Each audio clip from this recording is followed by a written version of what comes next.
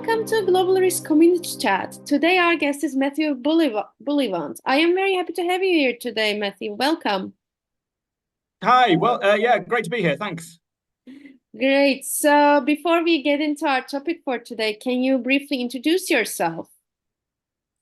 Sure. So I'm Matt Bullivant. I'm Director of Sustainability and ESG Strategy at OakNorth. OakNorth, we're a UK commercial lender, and we lend to growth businesses within the UK, which tend to be routinely underserved by large lenders. And we do that with our own proprietary software that looks at assessing creditworthiness of growing businesses from a forward-looking perspective, and also capabilities like assessment of climate risk. Sounds excellent. And what will be the topic you like to share with us today? I teed myself up there a little bit because today I'm here to talk about climate risk and how the best way to integrate that as a growing area of requirement. Yeah, sounds good. Of course, it's a very, hot topic, very trending topic. Everybody talks about ESG and integrating as much as possible. But what are some key things when it comes to doing so from your perspective? Yeah, so I think you're right. There's a huge focus on it, and there has been for a little while now. And I think some of that has come from the regulators. Some of that has come through sort of financial authorities who are now very much aware that climate risk is a key part of and a key impact on economic financial stability, and therefore they are pushing out requirements on financial institutions and on corporates more generally to take this into account, because actually it isn't just a nice to have from an ethical point of view or from a sustainable point of view. It is actually part of thinking about future value drivers of businesses, their longevity, their stability, and significant economic impacts. So it's very, very high on the agenda. But this is something that's pretty challenging and pretty new for people to deal with. I think some of the real challenges around climate change risk management is data. There's, generally speaking, either an absolute tsunami of unfamiliar data, or there's not at all. And what there is tends to be not standardized, not updated on a regular basis, not in enough detail. So it's a real challenge for risk managers to get to grips with. Also, there's a lot of requirement now on modeling and assessment and scenario analysis. And the sort of models and frameworks that we're used to dealing with, generally speaking, to date, haven't really been fit for purpose to deal with climate change. Partly because there's an awful lot of uncertainty, and models and scenario analysis doesn't really like to deal with uncertainty. But of course, that is very critical when we're talking about something unknown and untried and tested. They struggle with sort of diversity and technological change and disruption, and we are in a very disruptive and changing environment now with respect to climate and innovations and impacts, and all of that is something that needs to be brought into the consideration. And also, frankly, they just tend to be based upon and rely upon past behaviour. But this is unprecedented territory when we're talking about climate change. We're talking about something where there is no track record, there is no past history to go on in terms of the impact of this disruption. So where do you find the sort of indicators that you need to look for to think about how climate risk will impact going forward? Very, interesting to, think about it. Of course, you also mentioned some challenges, how, disruptive the, industry is. And so what would be then some of your, takeaway points for, our viewers or ESG professionals and so on, or companies generally to, maybe start implementing on as smoothly as possible despite these challenges? What would you recommend? Yeah. I mean, there are a lot of challenges. There are also, a lot of interested parties.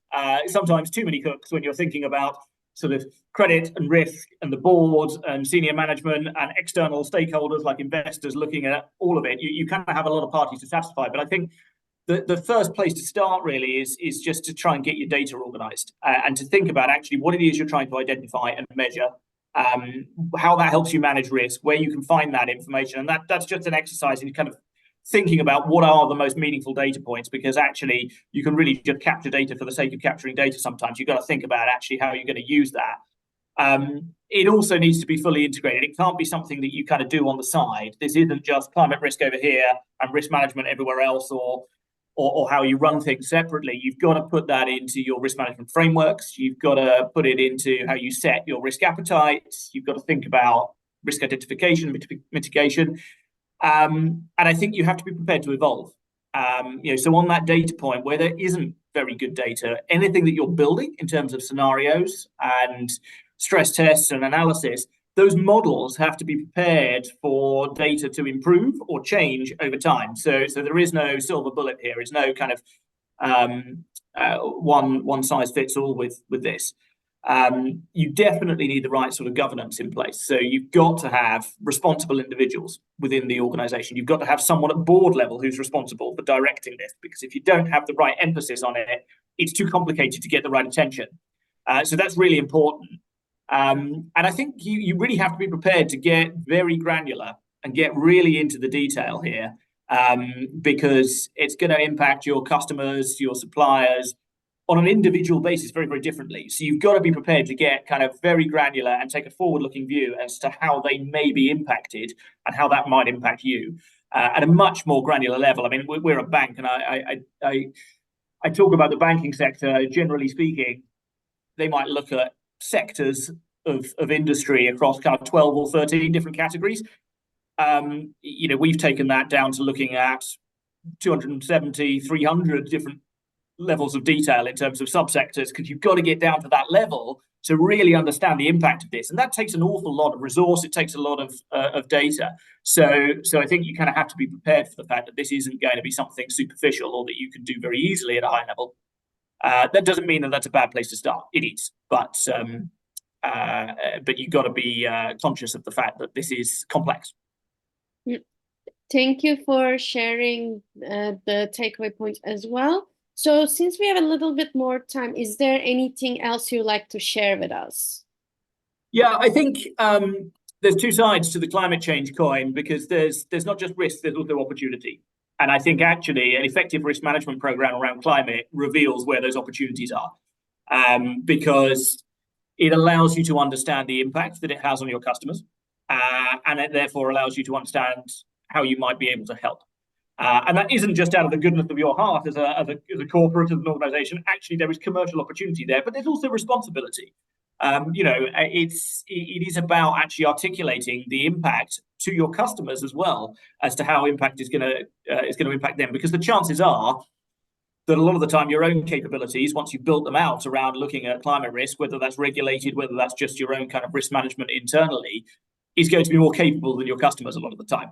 So there's a meaningful conversation to have there, and I think it's really important for your frontline teams and your customer engagement and relationship management teams to be properly educated and up to speed, so that they have the confidence to talk about this with customers, because that makes you essentially a trusted advisor on climate, because it's on everybody's agenda right now, and everybody's kind of crying out for input, guidance. And if you can be that trusted counterparty because you've looked at it from a risk point of view and you've got a real understanding of the value drivers for those customers and for the business, that's extremely valuable. And that can drive all sorts of commercial opportunity in terms of identifying where more business can be done or where changes need to be made to actually future-proof those businesses. Thank you for sharing this extra bit as well. I think also very helpful to, as you said, it's on agenda of everyone. So everyone should be, aware and up to date and everything, not just, maybe just the board or the risk professionals, but essentially everyone as well. I think it's a very good point to end at it. Yeah. So yeah, thank you so much once again for, joining today and sharing your insights on this topic. I very much appreciated your insights. No, it was great. Thank you. Thank you as well.